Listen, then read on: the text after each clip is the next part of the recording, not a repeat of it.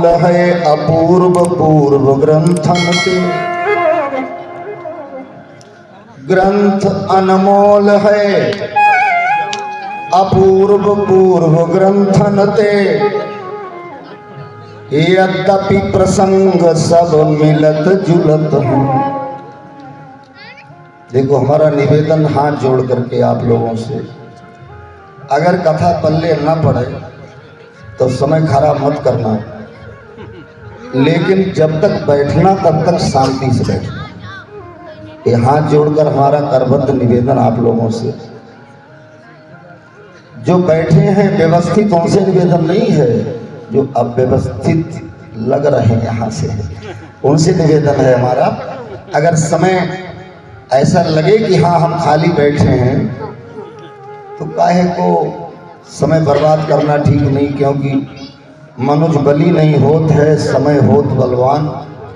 और भीलन लूटी गोपिका भाई अर्जुन भाई, अथवा गोस्वामी जी कहते हैं का वर्षा जब कृषि सुखाने। इसलिए समय का जीवन में महत्व समझो, नहीं तो बाद में पश्चाताप करना पड़ेगा। मानुष शरीर मिले केवल भगत ही ताहि तज धावे नर विषयन की ओर है। और गर्भ में करार कियो पायो अति दुख तहाँ बार बार प्रभु सन्मुख कर जोर है। रावरी शपथ नाथ रटियों सुनाम तब, और नासिए कृपाल वेगी यह नरक घोर है। प्रेम लता भूल के करार रहो छिप इत रटतन राम सिया राम सोई चोर है। इसलिए भगवान की आंखों में हम चोर ना सिद्ध हों, समय का सदुपयोग करें। बड़ा सुंदर भाव विद्वान कहता है, ग्रंथ अनमोल है, ग्रंथ अनमोल है अपूर्व पूर्व ग्रंथन ते। और यद्यपि प्रसंग सब मिलत जुलत हैं। और प्रेमी बनी नाचे जाचे भक्ति सिय राघव की। और द्रग खोली बाँचे तो द्रग ही के खुलत हैं। चित्त में राजेश चढ़े रंग सत्संगति को। चित्त में राजेश चढ़े रंग सत्संगति को। मानस पढ़े के मैले मानस धुलत हैं। तो राम गुण गायक अनेक कवि वृंद। राम गुण गायक अनेक कवि वृंद, किंतु तुलसी की तुलना में को ना तुलत। ऐसा अनोखा ग्रंथ हमने नहीं देखा कि एक बार पढ़ने के बाद बार बार जिसके लिए पढ़ने को मन चले, वो केवल श्री रामचरितमानस ही ऐसा महान ग्रंथ है जो भगवान शंकर के द्वारा प्रमाणित है। और हनुमान जी महाराज का सहयोग है जिसमें, उस ग्रंथ का कहना ही क्या है। एक से बढ़कर एक महान पात्र। अभी आप सुन रहे थे भैया सुभाष के द्वारा, एक तो वो अनाथ होता है जिसका संसार में कोई नहीं होता है, और दूसरा वो अनाथ है जो अभिमानी है, जो किसी को अपना नाथ नहीं मानता। तो अगर इस प्रकार से गणित लगाएंगे तो जाने कितने हमारे आपके समाज में अनाथ घूम रहे होंगे। बोलो भक्त और भगवान की। अरे जिसके महतारी बाप नहीं वो तो है ही अनाथ, लेकिन जो परमात्मा की ओर नहीं जा रहा, जो भगवान के चरणों की ओर नहीं जा रहा भक्तों, वो भी अनाथ है। और कितने महान पात्र हैं, महाराज बाली और स्वयं विश्वामित्र जैसा संत। और वो कहता है कि हम सनाथ तब होंगे जब राम जी के चरणों का दर्शन हमें हो जाएगा। और यही हुआ। तो कम से कम हम कुछ न कर सके तो इस संसार में अनाथ बन के तो न रहे तो सनाथ बन के रहे। हमने निवेदन किया था दोपहर में, जो भक्त आए थे उनको मालूम होगा, नहीं आए हैं थे उनको हम निवेदन करते यहां से। आज भरत भैया ने जब अपनी मां कैकेयी के मुंह से सुना कि राम जी का वनवास हो गया और महाराज दशरथ का निधन हो गया, तो थोड़ा सा कष्ट हुआ था पिताजी के मरने का। और जब राम जी का वनवास सुना तो भक्तों, राम जी के वनवास को सुनने के बाद में आज पिताजी के मरने का कष्ट तो चला गया। अब तो केवल कष्ट है भैया भरत को, तो वो केवल अपने बड़े भैया के जंगल में जाने का है। और उसमें भी जो केंद्र में नाम आता है वो भरत का आता है। अरे भरत भैया अंदर ही अंदर गले जा रहे हैं। अगर ये अभागा भरत न होता तो ना हमारे पिताजी का स्वर्गवास होता और ना ही हमारा राम जैसा भाई जंगल में जाता। और इन सब कार्यों में ये अभागा भरत ही केंद्र में आता है। और इस कारण से मां कैकेयी को भैया भरत ने ऐसे शब्द बोल दिए कि जो आज भी कोई बेटा अपनी मां को नहीं बोल सकता है। और भरत भैया ने कह दिया, अरे कैकेयी तूने जब वरदान मांगे तो तेरे मुंह में कीड़े क्यों नहीं पड़ गए, और जब तूने वरदान मांगे तो तेरी जिह्वा ये कट करके गिर क्यों नहीं गई। बरु मागत मन भई नहीं बरु मागत मन भई नहीं पीरा। बरु मागत मन भई नहीं पीरा। बरु मागत मन भई नहीं पीरा। बरु मागत मन बरुमागत मन भई नहीं पीरा। गरिन जीह मोह परे न पीरा। गरिन जीह मोह परे न पीरा। गरिन जीह मोह परे न पीरा। गरिन जीह मोह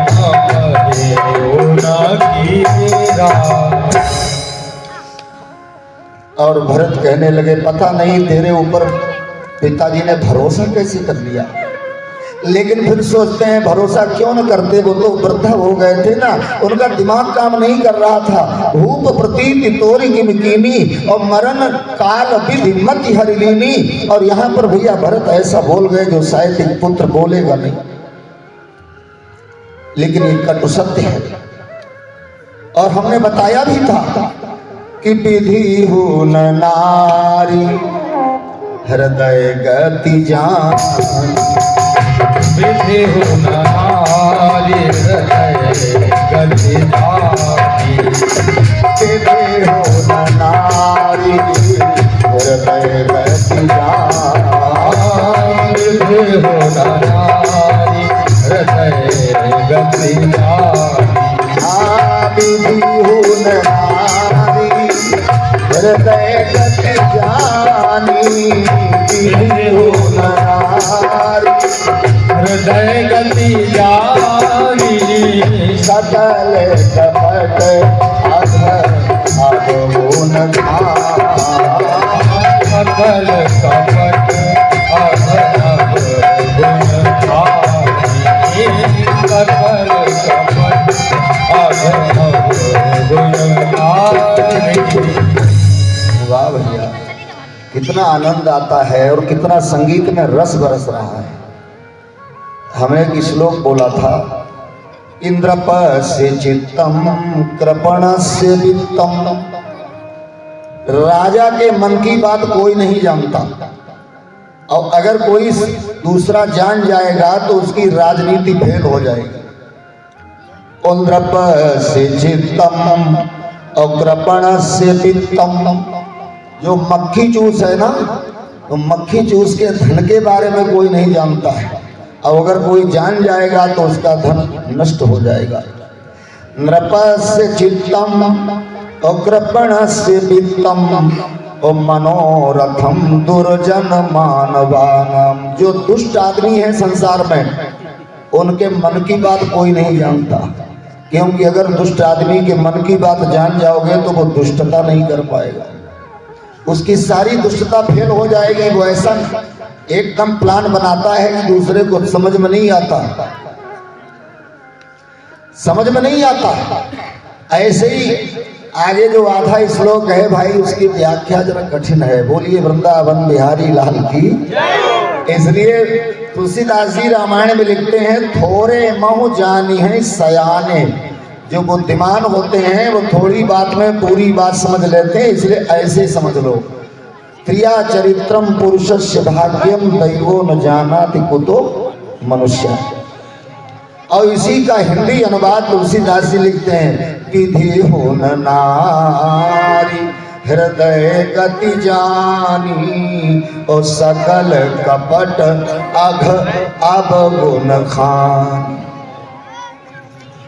लेकिन एक बात है, जिस समय मैया कैकेयी ने भैया भरत लाल के मुंह से सुना,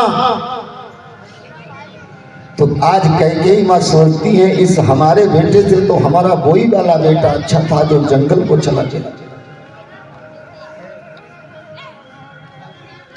इस बेटे से तो हमारा वही वाला बेटा अच्छा था जो जंगल को चला गया।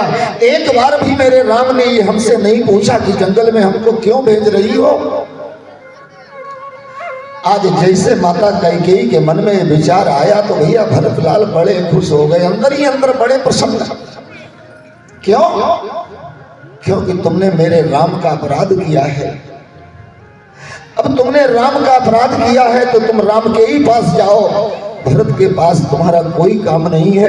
क्योंकि भरत का तो जीवन है वो राम के लिए है, और जो राम का नहीं है तो भक्त होना वो किसी काम का नहीं है। भैया भरत की अंतरात्मा का भाव।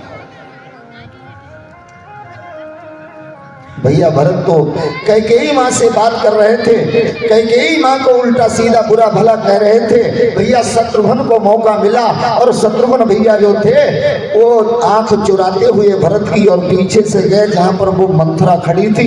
हम बताएं, आज वैसे मंथरा सिंगल चोटी बांधती थी, आज डबल चोटी बांध के आई है, क्योंकि इनाम बढ़िया मिलेगा। भरत को अयोध्या की राजगद्दी दिलवाई है ना, बहुत बढ़िया श्रृंगार करके आई है, बड़ी प्रसन्न है। और जैसे भैया शत्रुघ्न भैया को मौका मिला, गए पीछे से, और जितनी ताकत थी शरीर में, एक पैर से पीछे से उसके कोपड़ पर प्रहार किया भैया शत्रुघ्न ने। तो एक ही प्रहार से जो थी वो कुबड़ी मंथरा फर्श पर गिर पड़ी। हुमगी लात तरी तक ऊपर मारा, और जो उसका कुंपड़ था वो भी फूट गया, मुंह से दांत को एक टूट गया, मुंह से खून गिरने लगा। और मौका जरा सा नहीं दिया, जैसे नीचे गिरी मंथरा वैसे दोनों चोटी पकड़ी भैया शत्रुघ्न ने, और गोल गोल फर्श पर चारों तरफ घुमाने लगे, उसको खींचने लगे घसीटन धरी धरी झोंटी। अब वो भैया चिल्लाई, बचाओ भैया भरत बचाओ। अरे मैंने क्या किया, मेरा इसमें क्या दोष है। और जैसे ही भरत के कान में आवाज पहुंची मंथरा की तरफ भरत ने देखा, और भरत कहने लगे शत्रुघ्न अरे क्या करते हो। उस बेचारी का अपराध क्या है, उसकी गलती क्या है, सारा अपराध तो इस कैकेयी का है। और जो तुम व्यवहार कर रहे हो मंथरा के साथ में भैया शत्रुघ्न, मैं भी चाहता हूं कि वो व्यवहार में इस कैकेयी के साथ में करूं, लेकिन मैं कर नहीं सकता, क्योंकि अगर मैंने ऐसा कदम उठा दिया तो मुझे मालूम है मेरे बड़े भैया हमारा हमेशा के लिए परित्याग कर देंगे। इसलिए मैं तो वो भी नहीं कर सकता जो तुम कर रहे हो, छोड़ो उसको। आज भक्तों भरत के कहने पर मंथरा को छोड़ दिया शत्रुघ्न ने। भरत दयानिधि दीन छुड़ाए, भरत दयानिधि दीन छुड़ाए, भरत दयानिधि दीन छुड़ाए, भरत दयानिधि भरत दयानिधि दीन छुड़ाए,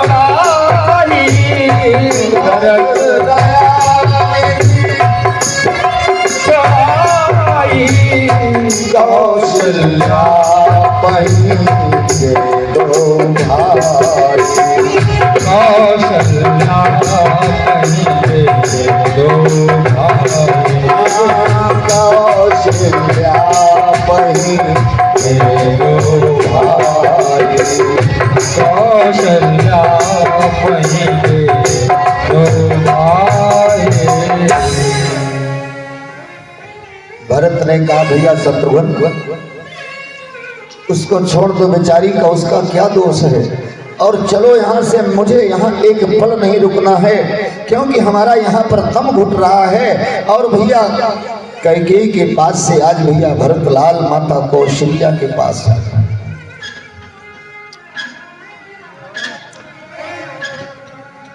और कौशल्या की हालत जैसी है शायद उसका वर्णन करना बहुत मुश्किल है। कौशल्या माँ की आंखों के जो आंसू हैं भक्तगणों वो सूख चुके हैं, और जैसे आहट आती है बाहर की तरफ से तो कौशल्या मैया टकटकी लगा के उधर ही देखने लगती। और जैसे भरत को आते हुए देखा और कौशल्या माँ की नजर पड़ी भक्तगणों, और वैसे ही दौड़ पड़ी भैया भरत की ओर। ऐसा लगा माता कौशल्या को, ऐसा एहसास हुआ कि अति हित मनहु राम फिर आए। मालूम हो रहा था जैसे हमारा राम फिर वापस आ गया। क्यों? हमने बताया था भरत भरत राम ही की अनुहारी। भरत राम ही अनुहारी। भरत राम ही अनुहारे। भरत राम ही अनुहारी। भरत राम ही अनुहारी। भरत राम ही अनुहारी।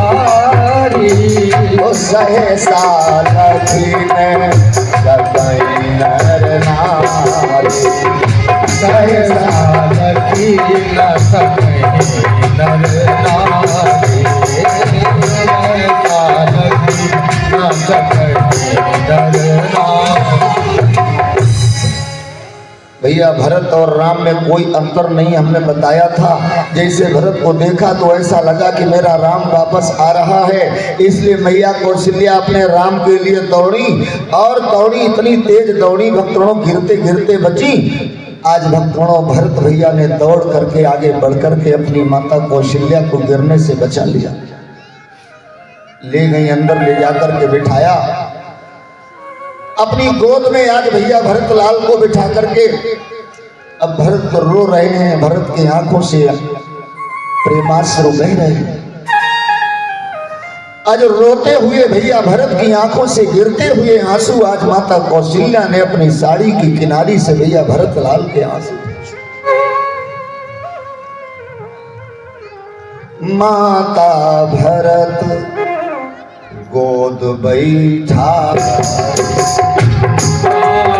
भरत गोद बैठा।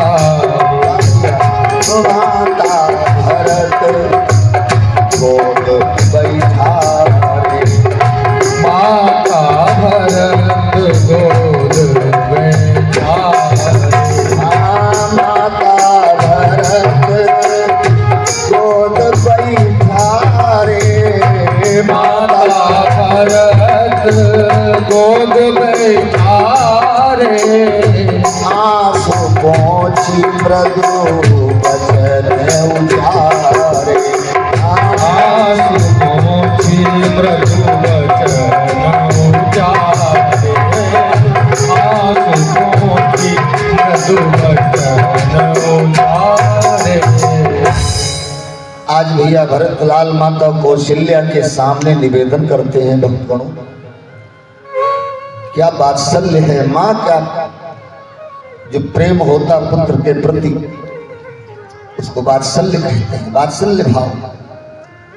आज सारा वात्सल्य भैया भरतलाल के ऊपर उड़ेल दिया माता कौशल्या ने। अपने साड़ी के किनारी से अपने आंचल से भैया भरत की आंखों के आंसू पोंछ रही है माता कौशल्या। ये है प्रेम।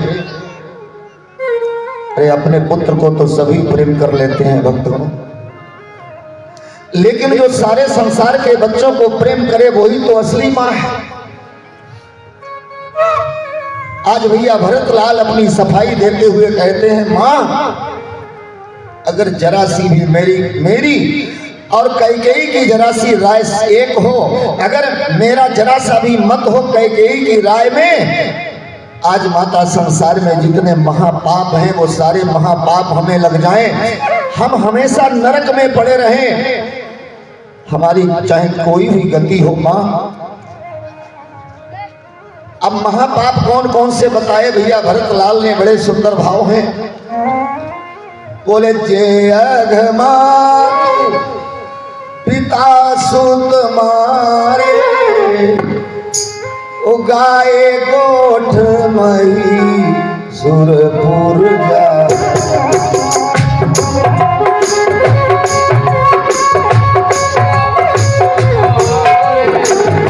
गाय गोठ मही सुरपुर जाए, गाय गोठ मही सुरपुर जाए।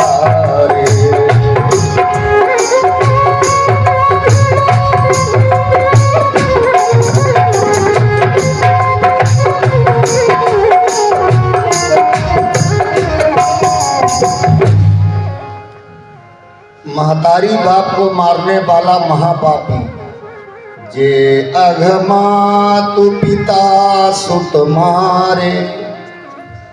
महतारी बाप को मारने वाला महापापी, पुत्र की हत्या करने वाला महापापी,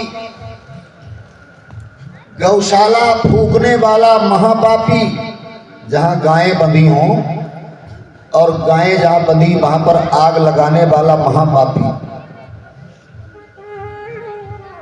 किसी ब्राह्मण के मकान में आग लगा देने वाला महापापी। और उसके बाद भैया भरत कहते हैं, मां जे अघतिय बालक बध कीने। ती माने पत्नी, पत्नी की हत्या करने वाला महापापी, छोटा सा बच्चा है, छोटे से बच्चे की हत्या करने वाला महापापी।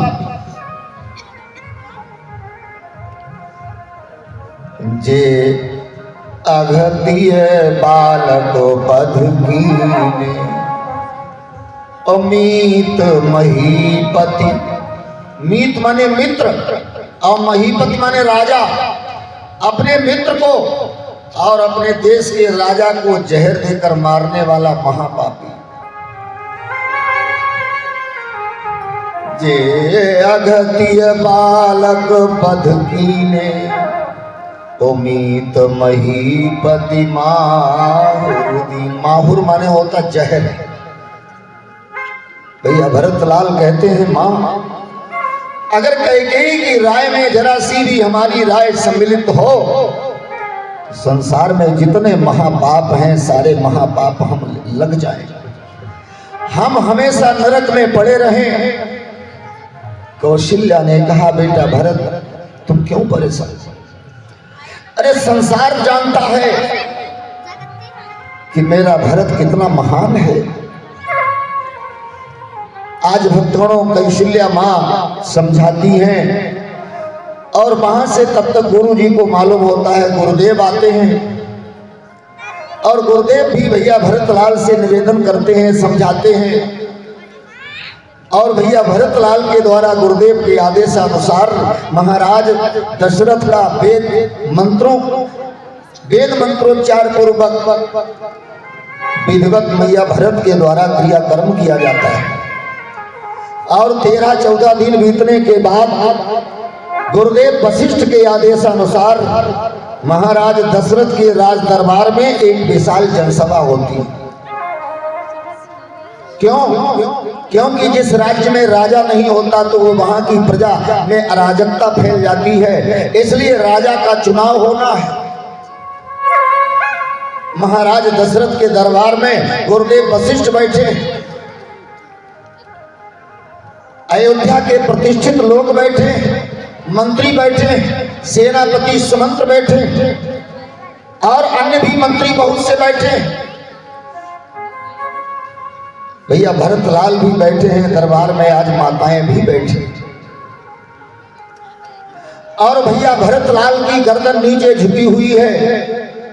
हमने दोपहर में बताया था भरत के बारे में, पक्ष और विपक्ष में 3 प्रकार के लोग अयोध्या के अंदर हैं। उस समय भी थे और इस समय भी है, क्योंकि अभी भैया भरतलाल ने अपना मुंह नहीं खोला। तो तीनों प्रकार के लोग जो हैं वो दरबार में बैठे हैं। एक तो पक्ष कहता है कैकेयी और भरत दोनों की राय एक है, दूसरा पक्ष कहता नहीं, कैकेयी और भरत की राय एक नहीं हो सकती, और तीसरा तटस्थ है, वो कहता हमें क्या मतलब, जो होगा देखा जाएगा। अच्छा, समाज में भी 3 प्रकार के लोग होते हैं। जैसे इलेक्शन आता है, प्रधाने का इलेक्शन आता है, तो लोग क्या कहते हैं, भैया देखो हम साथ में नहीं चल पाएंगे तुम्हारे, लेकिन वोट तुम्ही को देंगे। बोलो वृंदावन बिहारी लाल की जय हो।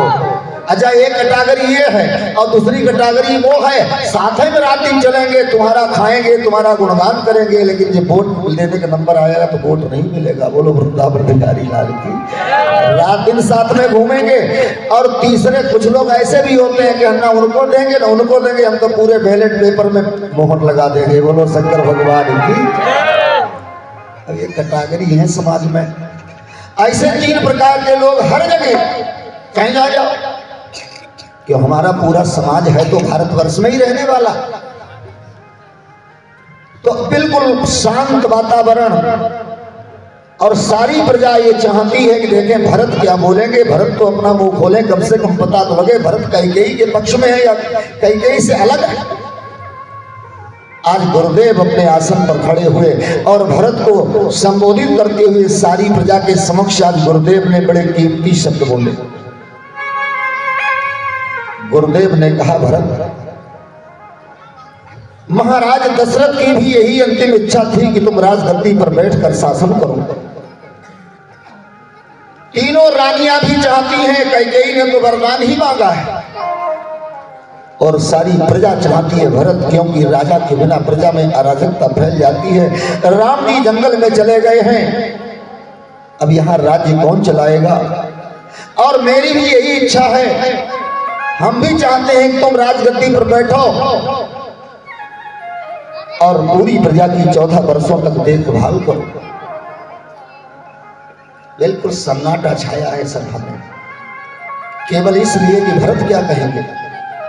और जब गुरुदेव का प्रवचन बंद हुआ और गुरुदेव बैठ गए अपने आसन पर, तो आज भैया भरतलाल खड़े हुए और भरतलाल की आंखें नीचे झुकी हुई हैं, ऊपर आंखें नहीं उठी।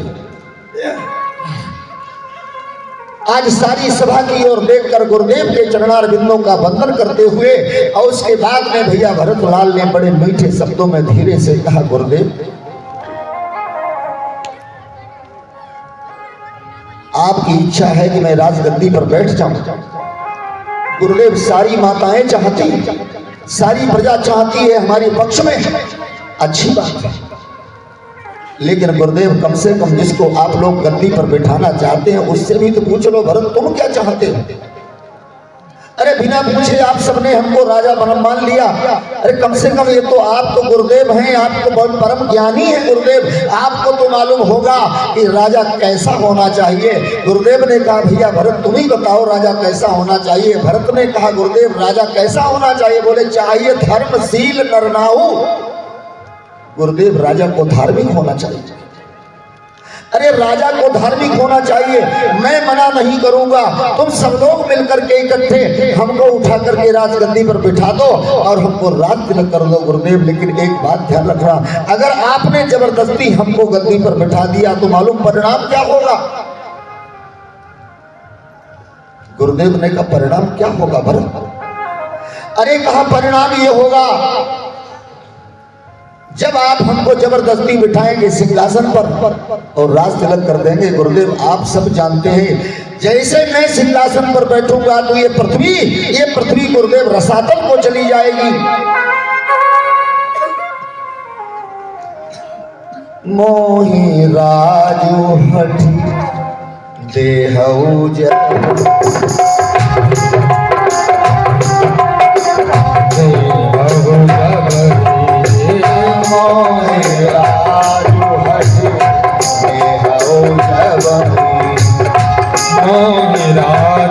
हठी दे हो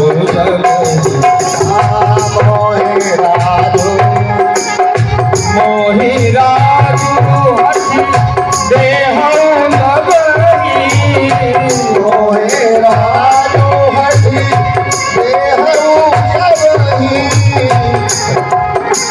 रसा रसा तल जाई तब रसा रसा तल जाई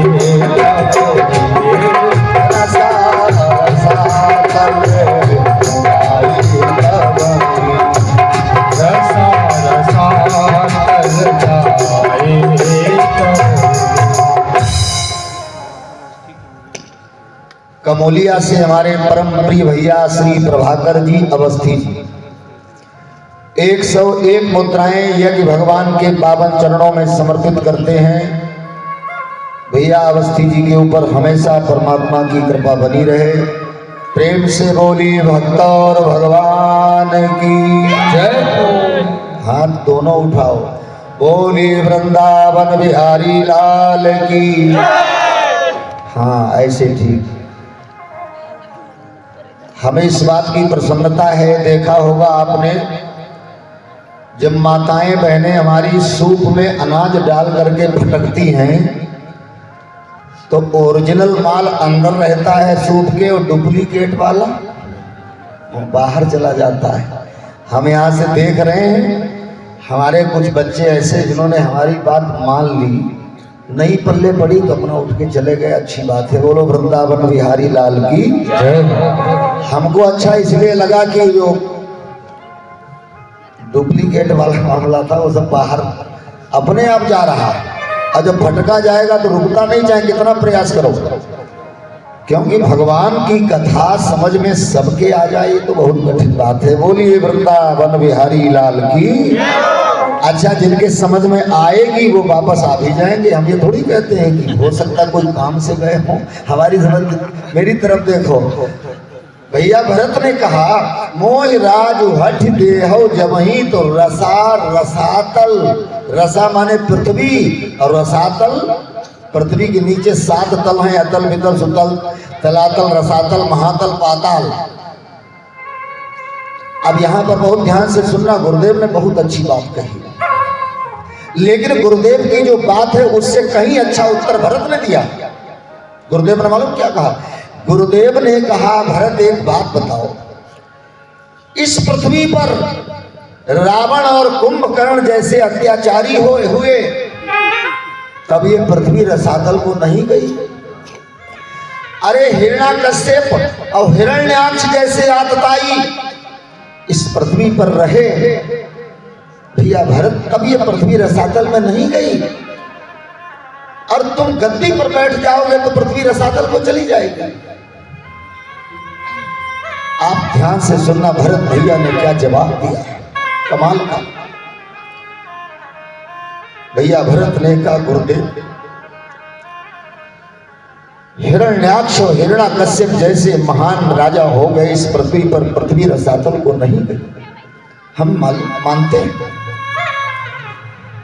रावण और कुंभकर्ण जैसे आतताई इस पृथ्वी पर शासन कर गए, लेकिन तब ये पृथ्वी रसातल को नहीं गई गुरुदेव, क्योंकि पृथ्वी मां जानती हैं कि राक्षस है। अब जो राक्षस है तो राक्षस का काम करे तो उससे क्या शिकायत है। लेकिन गुरुदेव एक बात है, अगर हिरण्याकश्यप हिरण्याक्ष और रावण और कुंभकर्ण की तरह व्यवहार राम का छोटा भाई करेगा तो फिर ये संसार भरोसा किस पर करेगा। कम से कम ये तो पूछ लेते कि मैं क्या चाहता हूं। गुरुदेव ने कहा भरत भैया बताओ आखिर तुम चाहते क्या हो, बताओ। अब जाकर के भैया भरत का मन में प्रसन्नता आई थोड़ी सी कि अपने अंतरात्मा की बात को कहने का गुरुदेव ने अवसर तो दिया। और भैया भरत लाल ने कहा गुरुदेव,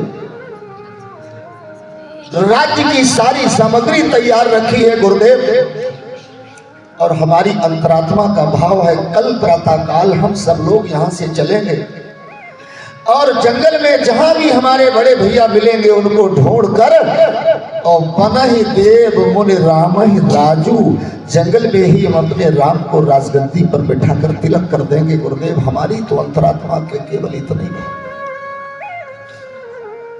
एक ही आग यह मन मान, एक आग यही मन माही, एक आग यह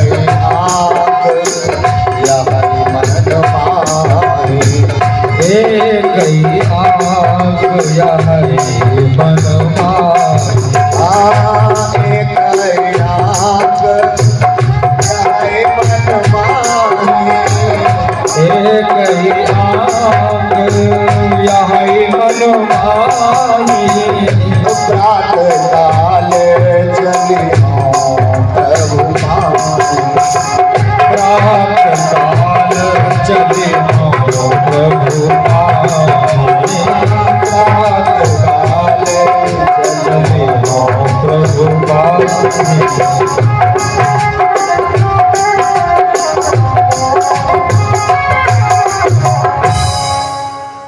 अभी तक जो भरत के पक्ष और विपक्ष में समाज में 3 लोग थे, 3 प्रकार के लोग थे। अब सारी अयोध्या भरत के पक्ष में है और अयोध्या के दरबार में आज जयकारा भैया भरत के नाम का लग रहा है।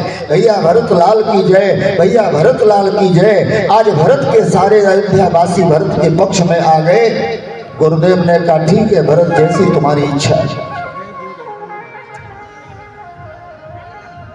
जाओ तैयारी करो, हम लोग सवेरे चलेंगे जंगल में। और भैया भरत लाल तैयारी करने लगे। भक्तों सबके लिए व्यवस्था चलने के लिए, अच्छा जिससे भैया भरत लाल कह देते हैं भैया तुम यहाँ रुक जाओ, अयोध्या में थोड़ी सुरक्षा की व्यवस्था की देखभाल करते रहे ना, तो उसको ऐसा लगता है किसी ने तलवार से हमारी गर्दन काट ली हो।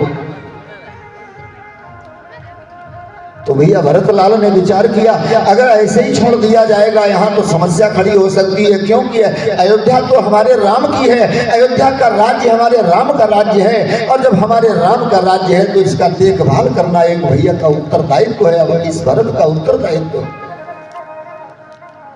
इसलिए भक्तों कुछ विश्वास नहीं, सैनिकों को अयोध्या में छोड़ दिया और सवेरे प्रातः काल भक्तों आज भैया भरत के नेतृत्व में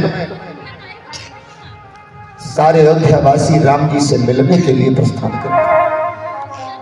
अब आप देखो बड़ा सुंदर भाव, गुरुदेव के लिए रथ तैयार करवाया, माताओं के लिए रथ तैयार करवाया, जो प्रतिष्ठित व्यक्ति थे उनके सबके लिए वाहन है, कोई रथ पर बैठा, कोई हाथी पर बैठा, कोई घोड़ों पर बैठा। आज भक्तों माता कैकेयी का कली भी उतर चुका था और कैकेयी माँ भी आज भरत के साथ में जंगल में जाने को, अपने राम के पास जाने को तैयार हो गई। और जब प्रातःकाल ब्रह्म मुहूर्त में अयोध्या से काफिला भरत भैया का चलता है गुरुदेव, तो सब तो अपने अपने वाहन में बैठे, सब अपने वाहन में बैठे हैं, कोई रथ में बैठा, कोई घोड़े पर बैठा, कोई हाथी पर बैठा। लेकिन भक्तों विचार करो, आज भैया भरत लाल जो है वो पैदल जा रहे हैं राम जी का दर्शन करने के लिए, राम जी के पास जाने के लिए कितना कठिन परिश्रम करना पड़ता है। आज भैया भरत लाल पैदल जा रहे हैं और किसी ने जाकर के माता कौशल्या से बता दिया कि सब तो वाहन में बैठे हैं लेकिन भैया भरत लाल पैदल चल रहे हैं। और उस साथ में जो घुड़सवार हैं वो घोड़ों की रासें पकड़ करके और भरत के साथ में पैदल जा रहे हैं। कोतल संग जाए डोरियाए,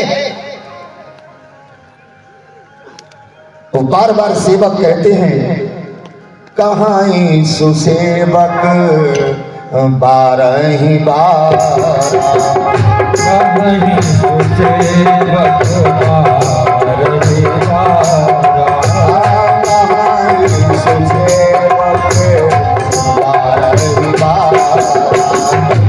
कहीं सुसेवक 12 बार, हो ये नाथ असो असवारा, होए नाथ अस असवारा, होए नाथ अस असवारा।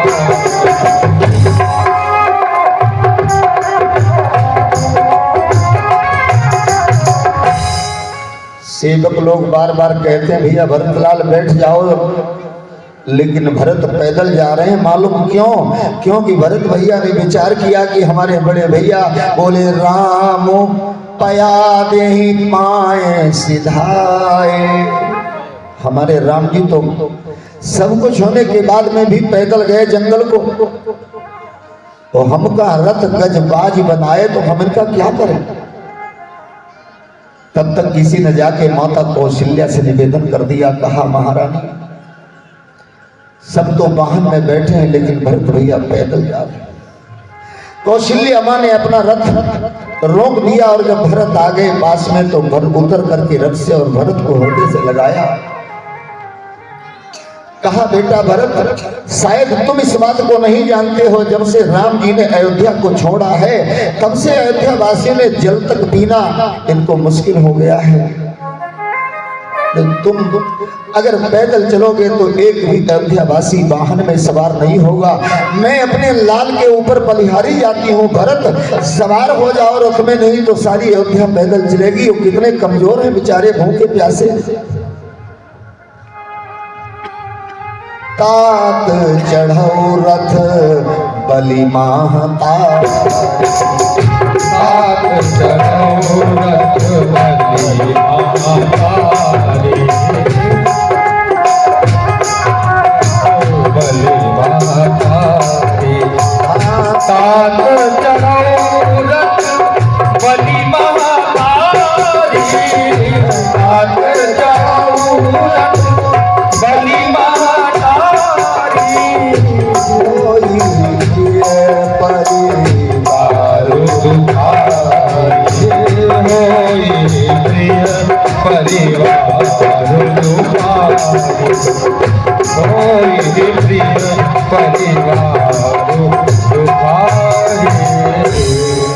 तुमरे चलत चली सब लोग। भैया भरत तुम पैदल चलोगे तो सब लोग पैदल चलेंगे। आज भक्तगणों कौशल्या मां ने जब कह दिया तो भैया भरत बैठ तो लिए। राम जी की तरह प्रथम दिन पूरा दिन भर चले और पहला पड़ाव जो था तमसा नदी के किनारे पर पड़ा। प्रथम पास तमसा भयो, दूसर सुरसर तीर। और भैया रात्रि विश्राम करने के बाद दूसरे दिन जब प्रातः काल भैया भरत का काफिला चलता है।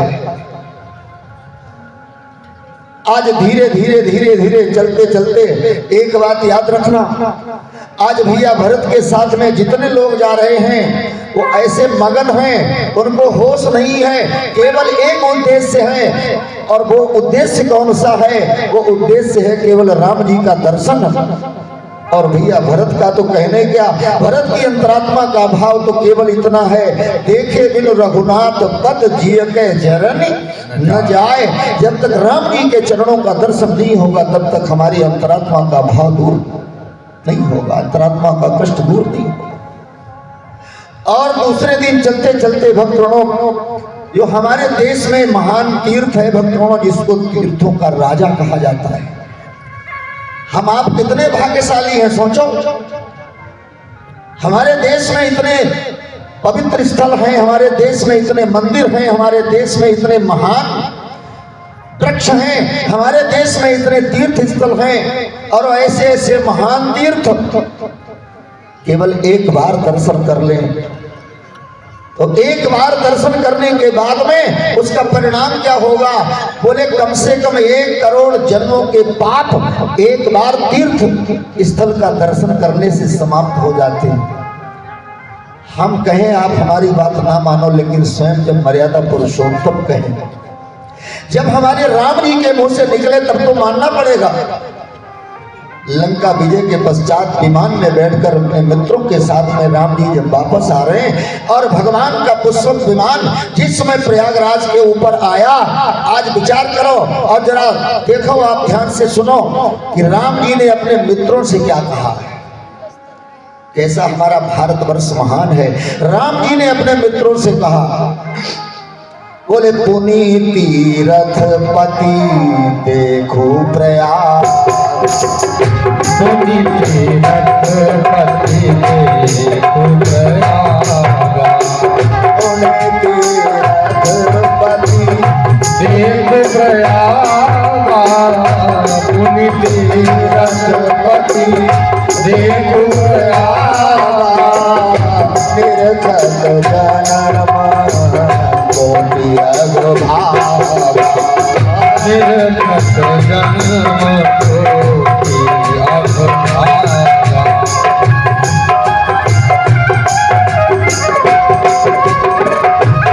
जन्म कोटि अग्रभाग। एक बार दर्शन कर लें तीर्थराज प्रयाग का तो 1 करोड़ जन्मों के पाप हमारे समाप्त हो जाते हैं, ऐसी मान्यता है। ऐसे पावन तीर्थराज प्रयाग में भैया भरत लाल का पदार्पण हुआ। सारे अयोध्या के लोग भरत भैया के साथ में, और जिस समय आज भक्तगणों हमारे परम श्रद्धेय भैया राकेश भैया राकेश राज के द्वारा 101 मुद्राएं यज्ञ भगवान के पावन चरणों में श्रद्धा से समर्पित हैं। ओढ़ारा से हमारे परम प्रिय भैया श्री रामपाल जी अवस्थी 551 मुद्राएं यज्ञ भगवान के चरणों में समर्पित करते हैं। मंगल कामना प्रेम से बोलिए भक्त और भगवान की जय। भैया कहाँ जा रहा है? तनी देर बैठो, 10 मिनट की बात रहेगी कुल काय परेशान। अच्छा 10 मिनट हम जा सोए तो नहीं जाइए। अब देखो 10:35 हुए हैं और समय हमारा है बोलने का 45। 10 तो है और 10 मिनट में वहां कुछ बना नहीं लोगे। अच्छा ना समझ में आया तब भी बैठे रहो, ये तो भगवान की कथा की विशेषता है। जैसे बुखार का टेबलेट आप खाओ, धोखे में खाओ तब भी उतर जाएगा बुखार, और अगर जानबूझ के खाओ, अगर उसमें पैरासिटामॉल है तो बुखार उतर जाएगा। प्रेम से बोलिए भक्त और भगवान की जय हो। अच्छा जैसे सल्फाज, देखो हारन जिसके लिए लग रहा है वो जाओ भाई, जाओगे नहीं तब तक हारन बंद नहीं होगा। बोलिए वृंदावन बिहारी लाल की। चलो भैया आ रहे हैं, हारन बंद करके रखो, जयकारा जोर से लगाओ। बोलिए भक्त और भगवान की। जानबूझ के खाओ तब भी बुखार उतरेगा, बिना जाने खा जाओ धोखे में तब भी बुखार उतरेगा। अच्छा सल्फाज अगर जानबूझ के खाए लेता हूँ राम नाम से तो धोखा पहुंच जाए, मुंह के भीतर काम उतना ही करेंगी। अच्छा ये भी लिखा है, हम अलग से थोड़ी बोल रहे हैं, रामायण आप पढ़ो। सुधा सराही अमरता और गरल सराही नीचू। सुधा माने अमृत, अरे वो अमृत क्या जिसके पीने के बाद व्यक्ति अमर ना हो, अब वो जहर क्या जिसको खाने के बाद मरे ना। एक सज्जन भागते जा रहे बड़े परेशान, हमने क्या बात आ रही कि वो पड़ोस में लड़का उसने सल्फाज खा ली, हमने तबीयत कह दी, बोले ठीक है तो हम इसका मतलब उसने खाई नहीं, अब सल्फाज खा ली तो मेरा तबीयत ठीक है, कोई तरीका है। तुलसी अपने राम को रीझ भजो चाहे खींच, अब खेत परे ते जाम है उल्टो सीधो। अब चाहे तुलसीदास जी की बात मान लो, भाए कुभाए अनख आलसहू और नाम जपत मंगल दिशि दर्शन। किटकिटाए बैठे रहो, हिम्मत बांधे ना पल्ले पड़े तो हूँ फायदा। बोलो वृंदावन बिहारी लाल की जय। मात्र केवल 7 मिनट शेष है, 7 मिनट में अपनी बात को कह लेंगे। आज ऐसे तीर्थ हमारे देश में, पुण्य तीर्थपति देखो प्रयागा और निरखत जन्म कोटि, 1 करोड़ जन्मों का पाप आगमने पाप समाप्त हो जाता है। ऐसे पावन प्रयागराज में भरत भैया का आगमन हुआ और भरत भैया आश्रम के दरवाजे पर बैठ गए। इसलिए अगर गुरु जी आएंगे, भरद्वाज जी का आश्रम है वहां पर, भरद्वाज जी आएंगे हमसे पूछेंगे यह कैसे हो गया, कैसे राम जी जंगल को चले, पैसे कैसे पिताजी का तो स्वर्गवास, और हम बताएंगे क्या, क्योंकि केंद्र में तो मेरा ही नाम आता है। अरे भरत के कारण पिताजी चले गए, भरत के कारण राम जी जंगल को चले गए, तो हम बताएंगे क्या। इसी संकोच में भरत भैया दरवाजे पर बैठे। तब तक किसी चेला ने जाके महर्षि भरद्वाज को बताया, गुरुदेव भरत आए, धन्य है भरत। अरे राम के भक्त को लेने के लिए स्वयं आज वो महर्षि जो तीनों कालों की जानते हैं, त्रिकालज्ञ, स्वयं महर्षि भरद्वाज लेने आए। क्योंकि भरत बहुत परेशान है, और परेशान इसलिए है कि मुनि पूछब कछु यह बड़ सोच। ऐसा नहीं गुरुदेव हमसे कुछ पूछ बैठे तो मैं जवाब क्या दूंगा, लेकिन गुरुदेव आए और भरत का हाथ पकड़ करके और लेकर के चल दिया। अब भी परेशान है भरत। अंदर गए, उसकी चटाई पर आसन दिया और भैया भरत लाल बैठ गए। लेकिन गुरुदेव को पूछना नहीं है, भरद्वाज जी को पूछना नहीं है, उन्हें सारी राम कथा आती है। इसलिए भरत का उत्तर और स्वयं अपना प्रश्न दोनों एक साथ भरद्वाज जी ने बोले। मुनि पूछब कछु यह बड़ सोचू, तो बोले लखी मुनि सील संकोचू। क्या बोले?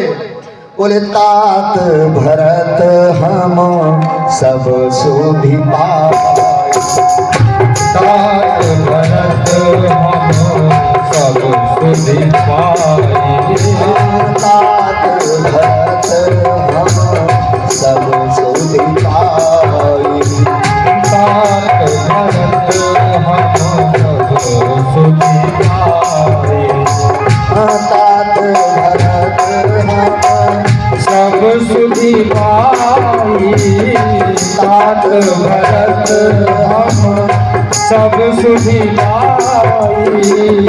विधि कर तब पर किछु न बसाई, विधि कर तब पर किछु न बसाई, विधि कर तब पर किछु न बसाई। भैया भरत हमको सब समाचार मिल गया, तुम काहे को परेशान हो? हैं? तुम खाली में परेशान हो? अरे तुम्हारे आने से पहले यहाँ राम जी आए थे और राम जी ने रात्रि विश्राम किया था भैया भरत, और सवेरे को जब स्नान करने गए गंगा जी में संगम में, तो सूर्य भगवान को अर्घ देने के लिए हमको राम जी ने बुलाया। कहा गुरुदेव संकल्प आप बोल दो ताकि मैं सूर्य भगवान को अर्घ प्रदान कर दूं। भैया भरत तुम खाली परेशान हो रहे, मैंने तुम्हारे प्रति राम के हृदय में प्रेम अपनी आंखों से देखा। अरे जिस समय मैंने जलपात्र राम ने हाथ में लिया और मैंने संकल्प बोला, तो भैया भरत संकल्प में तुम्हारा नाम आता है, आर्यावर्ते जम्बू दीपे भरत खंडे। और जिस समय भरत खंडे निकला मेरे मुंह से, तो राम जी के हाथों से जलपात्र छूट कर गिर गया नीचे। मैंने कहा राम सूर्य को अर्घ नहीं दोगे?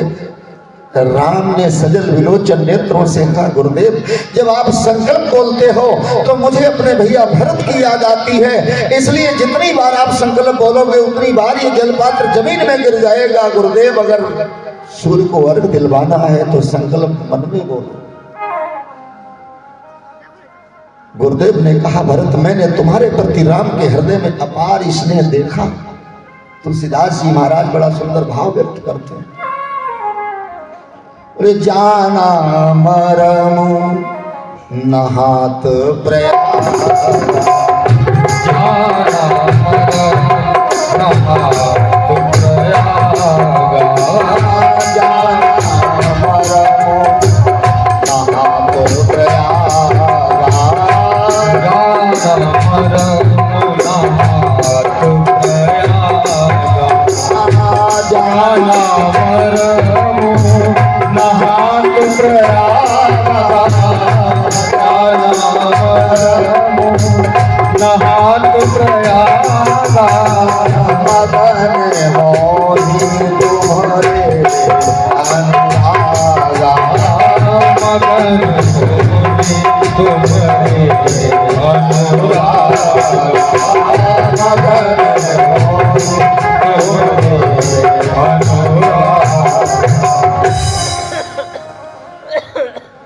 और एक बात है भैया भरत, अगर तुम यहाँ नहीं आते तो मैं अपने पूरे जीवन के सत्कर्मों का जो फल था उसको पकड़ के बैठा रहता।